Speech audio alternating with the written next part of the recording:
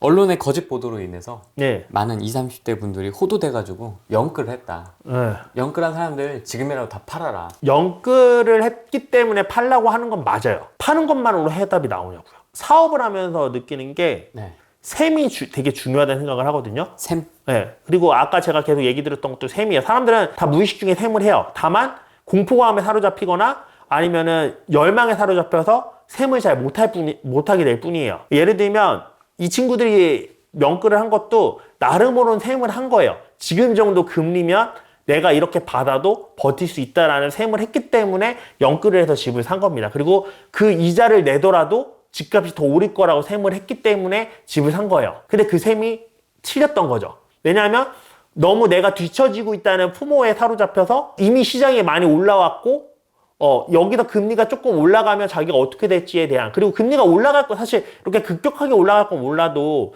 올라갈 거라는 거 다들 어느 정도 예상을 하고 있었거든요. 그거에 대한 셈을 못 했던 거예요. 그러니까 셈을 빼먹었던 거죠.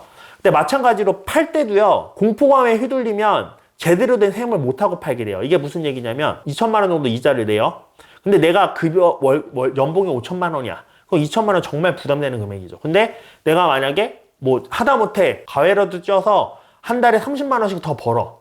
그러면은 1년이면 한 360만 원 정도 더 버는 거죠. 요즘 가해는 그것보다 더 비싸게 받는 것 같긴 한데, 아무튼 그렇게 받는다고 치면 어쨌든 1200 중에서 360은 퉁쳐지는 거잖아요. 거기에 만약에 결혼을 해서 배우자가 있어. 근데 배우자도 가해를 다른 데서 또 구해왔어. 그럼 60만 원씩 한다고 하면 720만 원이에요. 그러면 1,몇백만 원 중에 절반은 커버가 되는 거거든요. 그러면 이런 식으로 해서 내가 이거를 커버 칠 수 있느냐를 일단 먼저 생각을 해야 되고요. 그리고 커버 쳐서 예를 들면 1,200만 원씩 내는데 이 짓을 한 4년간 해야 된다고 생각이 들어요. 지금 봤을 때. 그럼 4년 정도 생각을 든다고 하면은 4,800만 원을 내야 되는 거잖아요. 1,200씩이니까. 네. 근데 4,800만 원을 내가 이자를 낼 수 있는, 커버 칠 수 있는 수준에서 4,800을 내면 4년 뒤에 상승이 오고, 그러면은 나는 이제 상승을 맛볼 수 있게 되는데, 내가 지금 이걸 팔면은 보니까 7천, 8천에 손해보고 팔아야 돼. 그럼 세무로 봤을 때 팔면 안 되는 거예요. 이해되시죠? 무슨 얘기인지? 왜냐면 나는 4년을 보유하는 동안 내가 손실보는 비용은 4,800인데, 물론 이제 세금 같은 건 있지만 계산 복잡하니까 빼고 얘기할게요. 4,800인데 지금 내가 당장 팔아서 8천에 손해봐야 된다면 안 파는 게 답인 거예요. 그러면 이제 이 상황에서 제가 아까 말씀드렸던 것처럼, 그러면 내가 이 4년 동안 4,800을 어떻게 커버할 것인가에 대한 방안을 강구하는 게 훨씬 더 현실적이고 손해를 덜 보는 방식인 거죠. 그래서 제가 원래 인천에 있는 집을 올해 12월에 전세 만기가 되고 갱신건도 쓰신 분이라 매도를 하려고 했었거든요. 원래 이거를 샀을 때 임차인이 낀 걸 샀고 1년도 안 남은 분이었어요. 그래서 1년이 끝났을 때 사실 갱신권을 무효시킬 수 있는 방법도 있었고, 그래서 무효화 시키고서 팔려고 했었는데, 사고 나서 얼마 안 있어서 임차인한테 전화가 왔는데 자기네들 뭐 계획이 있어서 오래 살려고 하는데 연장해 주실 거죠, 이렇게 말씀을 하시더라고요. 그래서 연장을 해드린다고 얘기를 했죠. 근데 그러고 나서 법인정보세가 6%를 오른 거예요. 그러고 나서 그러면 이제는 갱신권 깰 방법도 있겠다. 법인정보세 6% 내야겠다. 그러면 쫓아내는 게 맞는데, 사실 약속한 게 있어서 그 연장시켜 드리고 종부세 좀 더 내더라도 그만큼은 오르겠지, 종부세 낸 만큼은 라고 생각을 해서 갱신권 쓰게 해드리고 5%만 올려받고 연장을 해드린 거였어요. 5% 올려받은 게 1,500만 원이었는데 네. 종부세를 매년 그것만 2천만 원 냈어요. 그거에 대해서만. 그러니까 4천만 원 내면서 1,500만 원 올려받은 거죠. 근데 지금은 이제는 보니까 나머지 다 정리하고 그거 하나 남아서 3%로 줄어들기는 했는데 그래도 1,000만 원 정도는 내야 된단 말이에요. 자, 인천이 언제까지 입주 물량이 많냐면 24년, 25년 정도까지 많을 거라고 봤단 말이에요. 그러면 안정화되고 그러려면 한 26년도쯤 되면 이제 어느 정도 입주 물량도 다 소화가 됐고 예전 가격 찾아갈 가능성이 좀 있겠구나라는 생각을 했어요. 22년 12월에 연장하니까 4년 버텨야 되잖아요. 4년 동안 종부세가 3%로 픽스된다는 가정하에 집값은 안 오를 것 같으니까 1,000만 원씩 4번 내면 4천만 원이란 말이에요. 근데 제가 지금 이 팔려는 게 6억까지 올랐었거든요. 6억에 실거래가 찍혔었는데 지금 5억에 내놔도 팔릴지 안 팔릴지 확신이 없대요.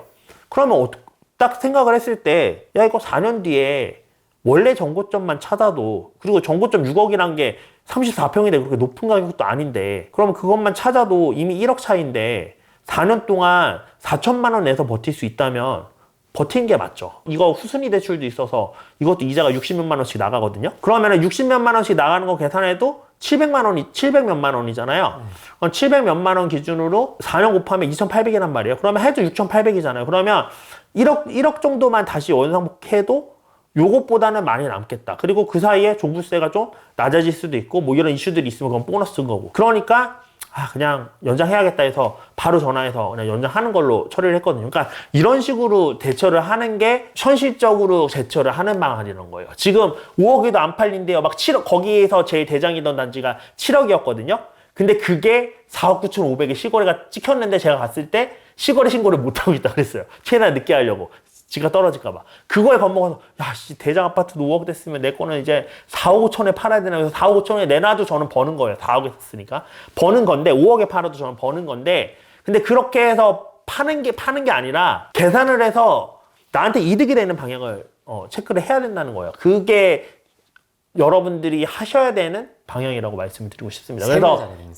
그래서 셈을 잘해야 되는 거고, 영끌했다고 해서 무조건 팔아야 되는 게 아니라, 이런 셈을 계산을 해본 다음에, 그래도 파는 게 맞겠다라고 판단이 들면 파는 거고요. 그렇게 계산을 해봤는데 이거는 가져가는 게 이득일 수도 있겠다라는 생각이 들면 들고 가시는 거예요. 개인마다 다 다르고 사람 사정이 다 다른데 어떻게 일괄적으로 팔라 이렇게 말하는 것 자체가 말이 안 돼요. 그렇게 치면은 본인은 제일 하락기에 다 매수하시고 제일 고점에 다 파셨었어야죠. 그렇게 잘 아시면. 수백억 자산가 있잖아.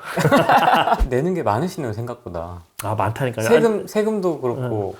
지금 세금이랑 이것 때문에 미칠 것 같아. 세금이랑 이자 때문에. 이자 700, 800 정도씩 내는데 거기에 플러스 재산세 2번 내는데 1,000만 원 넘게 냈나? 1,000만 원 정도 냈나? 무척 그렇게 됐단 말이에요. 근데 종부세 또 나오잖아요. 종부세 또 몇천 나오고. 그러면 이제 거의 뭐 1년에 웬만한 대기업 연봉만큼을 국가에 이렇게 드리고 있는 거죠. 존경합니다.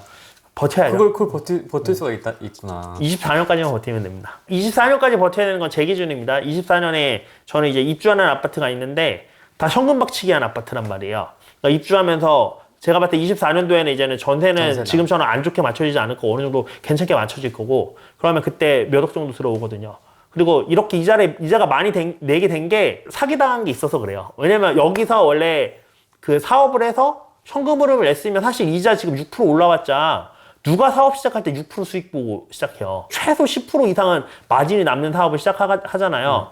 그럼 사실 거기 그 사업에서 나온 소득으로 이 이자가 제가 한 7, 800 내는 이자 중에 절반 정도는 이 사업에서 나오는 이자로 이게 퉁이 쳐졌어야 되거든요.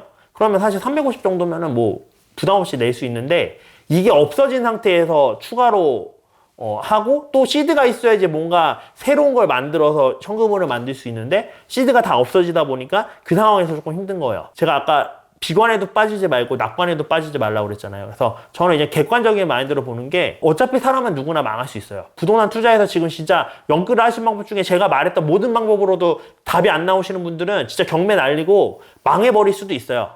진짜 망해버릴 수도 있습니다. 근데 저도 그런 생각을 항상 가지고 있고요. 그러면 정말 제가 생각했을 때 이 투자 시장에서의 고수는요, 망했는데 다시 일어설 수 있는 능력이 있는 사람이에요. 자본주의, 투자가 아니라 자본주의의 고수는.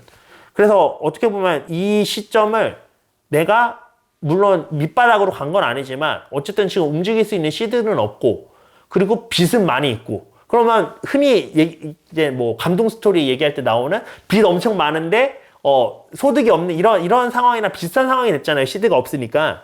그런 상황에서 내가 시드 없이 수익을 만들어서 그걸로 이 이자를 커버하고 이 시국을 견뎌내보는 그런 연습을 해봐야겠다. 그렇게 해서 내가 이 시기를 무난히 견뎌낼 수 있으면 앞으로 저는 두려울 게 없을 거예요. 왜? 내가 무너져도 다시 일어서는 방법을 저는 한 번 제 스스로 겪었잖아요.